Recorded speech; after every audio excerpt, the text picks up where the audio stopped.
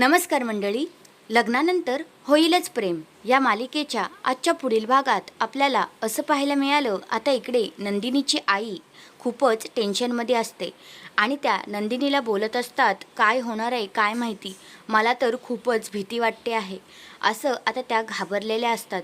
दुसऱ्या बाजूला मानिनी काकू आता काव्या परीक्षेला जात असते. तिच्या हातामध्ये दोरा देतात आणि म्हणतात की हा दोरा तू हातामध्ये बांध प्लीज, थोडी काळजी वाटते म्हणून बोलतेय. तर मग आता काव्या म्हणते, हो काकू तुम्ही नका काळजी घेऊ. आणि मग आता ते काव्याच्या हातून दोरा खाली पडतो आणि हा सगळा प्रकार वसू आत्यांनी पाहिलेला असतो, कारण काव्याने तो दोरा घातलेलाच नसतो. दुसऱ्या बाजूला जो विजय आहे तो वाटच बघत असतो, काव्या कधी बाहेर येते आणि कधी मी तिचा ॲक्सिडेंट करतो आहे. म्हणजेच हा विजयने प्लॅन केलेला असतो की काव्याचा ॲक्सिडेंट घडवून आणायचा. दुसऱ्या बाजूला काव्याने छत्री घेतलेली असते, ती छत्री उडते. म्हणजेच काय तर काव्याला काही झालंय का काय हे उद्याच्या भागात कळेल. तर हा आहे आजचा पुढील भाग. धन्यवाद.